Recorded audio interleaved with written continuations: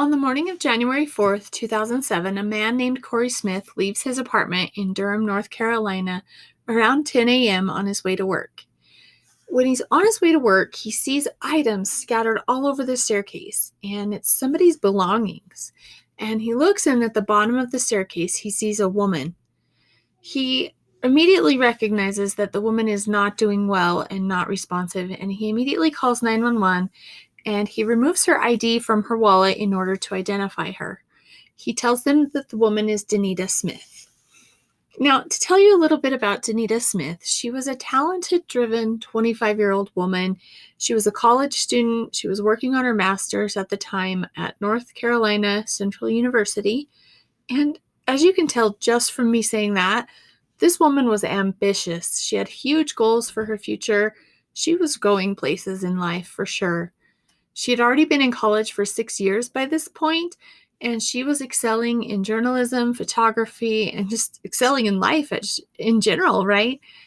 Life seemed to be going perfectly for her. Just a few months earlier, her boyfriend, Jameer Stroud, had proposed to her, and she had said yes. So really, what else do you want? She looks like she's got the world in her hands right now. After their engagement, she had stayed in Durham to continue her study, and Jameer had moved to Greensboro to become a police officer. So police arrive at the scene that morning, and they unfortunately find 25-year-old woman Danita Smith dead.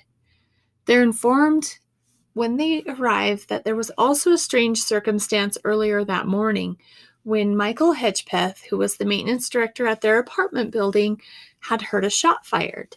Now, that had happened at 8:10 a.m., and we're talking about less than 2 hours later, we have Danita Smith found dead. He said he saw a woman running from the back to the front of the complex and had gone to see her to make sure she was okay. He said that when he talked to her, she had her hands in front of her and she was shaking and crying, and he asks her if she had heard the shot, and she confirms that yes, she had, but she's terrified of guns and she's so nervous about what's going on.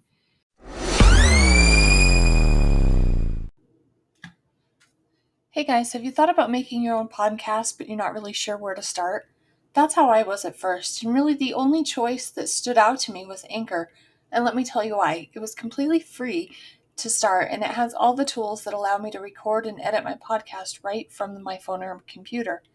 And they distribute the podcast for me, so it's heard on Spotify, Apple Podcasts, and many other platforms. There's no minimum listenership, and you can start making money from day one. And really everything you need to make your podcast is all in one place. I love it, and I know you will too. So download the free Anchor app or go to anchor.fm to get started. Hello, folk music fans. Gordon Lightfoot is one of the greatest folk rock artists ever, and now there's a podcast celebrating and discussing his work song by song. It's called Carefree Highway Revisited, and every episode, your host, that's me, Mike Messner, will examine one of Gordon's songs with the help of a special guest. So, if that's your cup of tea, why don't you follow us on Podbean, Spotify, iHeartRadio, or TuneIn? That's Carefree Highway Revisited. At that point, they had called the police, and they had arrived, but they never really filed a report about it. By then, the woman had already left the scene, and they couldn't locate the origin of the gunshot. And so nothing really came of that. Michael tells them, however, that the woman that he had seen that morning was a tall black woman around 5'10" with a ponytail, and she drove a burgundy SUV. So the officers that respond to the second call of Danita Smith believe that there has to be a connection between these two circumstances, right? But they just don't know how. Danita's family, along with her fiancé Jameer, were immediately notified, and they ended up spending that entire day together.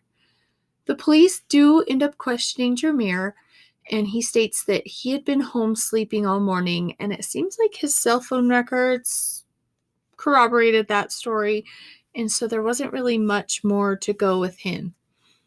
He does, however, say that he knows a woman who drives a burgundy SUV, and that woman was a single mother of two named Shannon Crawley.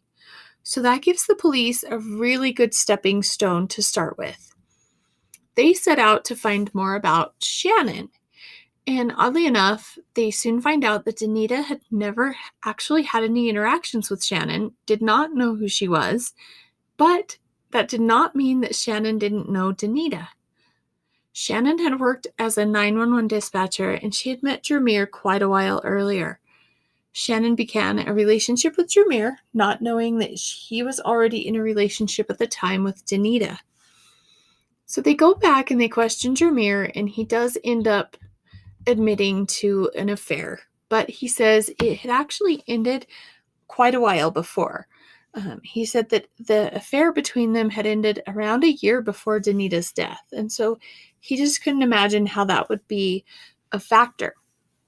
He does, however, throw Shannon right under the bus and tell them that she simply was not taking no for an answer. And so he said that she had become very obsessive since their breakup, and she had even gone to such lengths as joining the same church as them, moving into the same neighborhood, and just really becoming overly obsessive. Now, it depends on who you speak to, because it's very he said, she said for this story, because Shannon's parents actually claim that it was Jermier that was stalking her. And so it just depends on really who you speak with. But Shannon's parents claim that at one point, Shannon had become pregnant with a third child, and this time Jermier was the father, and she had decided to terminate the pregnancy. That had upset him, according to them, and the relationship had ended. But they said that once the relationship ended, Jermier never really took it well, and he had been stalking her and causing problems ever since. And so they really pointed the finger right back at Jermier. When police go to Shannon, she just originally doesn't appear to know much of anything. She's completely oblivious. She's never met Danita. She might have seen her in passing, possibly has seen pictures of her. She might have seen her in passing at church, but she basically claims to know nothing about Danita. She said she doesn't own a gun, and she states that she was home with her sick child on the morning of September 5th. So basically, she's claiming, I'm completely innocent. I know nothing. I was home. I'm not even in this situation. So they do some tests, and forensics and DNA actually prove otherwise. They do test her SUV, and they find gunshot residue on the steering wheel. And it also comes out during the investigation that Shannon's coworker had claimed that she needed some protection from Jermier, and he had sold her a gun. And it actually ended up being the same gun that was used in the murder. She had told him that Jermier was stalking her, and basically all of the same stories that her parents had. Cell phone records did show in court that she had been in the vicinity of the Campus Crossing apartments on the day before the attack. She claims that, yes, she had been, but it was all Jermier's fault. He had forced her to go. He had forced her to be in the area, and he was setting it all up to make it look like it was her. That would actually be only the tip of the iceberg on the allegations that Shannon would make about Jermier. After Danita's death, while Shannon was out on bond, she made a startling allegation against Jermier. She claims that on the morning of June 20th, 2008, between 2:30 and 5:30 a.m., Jermier had shown up at her house in Charlotte, and she claims he cut her clothes off with a knife. Here's a huge trigger warning for rape, so if that's something that you're sensitive to, which, I think we all are, but if that's something that you're extra sensitive to, skip ahead for a little bit because it's pretty brutal. But Shannon claims that he cut her clothes off with a knife, held the knife to her throat, and raped her. She then goes on to say that he had cut her thigh, penetrated her vagina with a knife, and ejaculated. She did have some lacerations to her neck and thigh, as well as some abrasions to the outer area of her vagina. But the abrasions that she had on her vagina were very superficial, and the cuts were very superficial. And she claims that the injuries required stitches, and those two just didn't line up. Those claims just didn't line up with what her story was. They had also performed a rape kit, and that had been negative for semen. So she tells the police, Just go to his house. I know that he has this knife. He's discarded the knife. Just check his trash or something." And she points them, for some reason, to his trash can. Now, a neighbor of Jameer's testified that on June 19th, same time frame, he had heard a thump and saw a vehicle driving away from Jameer's trash can. A couple of days later, Jameer went to put trash in his can, and he found a knife at the bottom with nothing else in there. That day, he had actually notified the authorities when he saw the knife, and they had come and taken the knife, and they never mentioned in any source any forensics or any DNA that they lifted off of the knife, but it lines up to look like perhaps Shannon had dumped this knife in the trash can, sped off, and the witnesses had seen her doing this, and then she claimed that the knife was in his trash can. During the trial, the prosecution introduces audio tapes for the jury that seem to line up with Shannon's claim. So that seems interesting, right? The prosecution is actually introducing evidence that lines up with the defense. Why would they do that, right? Well, it turns out that in one of the tapes, a man is speaking to her, and the man is supposed to be Jameer speaking to Shannon, and he confesses in the tape that he had shot Danita, but says, "I can't go to prison for this." And they wanted the jury to actually hear the tape so that they could hear the voice in the tape and hear how different it was from Jameer's real voice.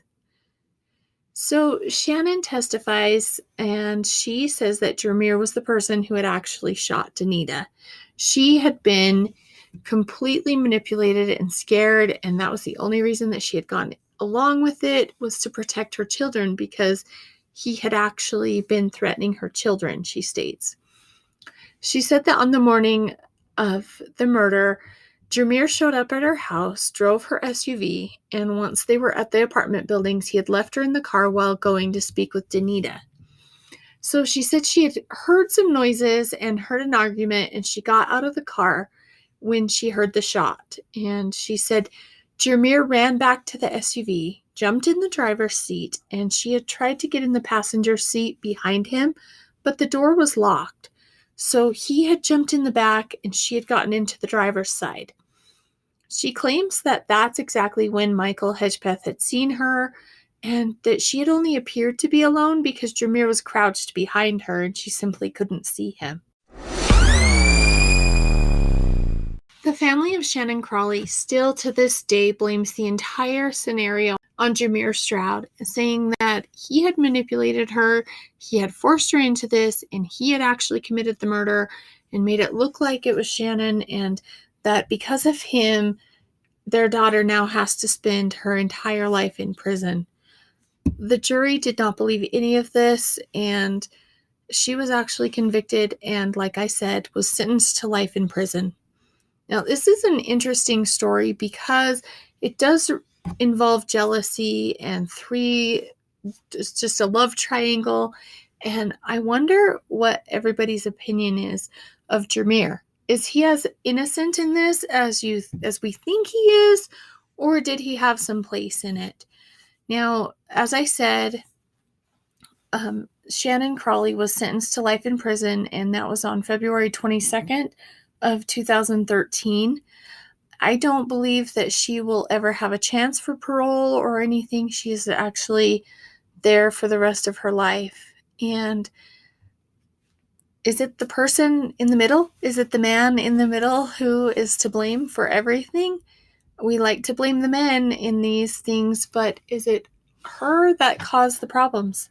I would love to hear your input, so please let me know what you think on Instagram, Twitter, TikTok, whatever the case may be.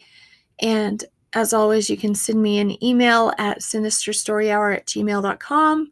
And thank you so much for listening.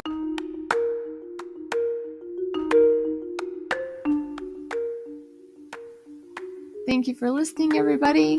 We will see you next time on Sinister Story Hour.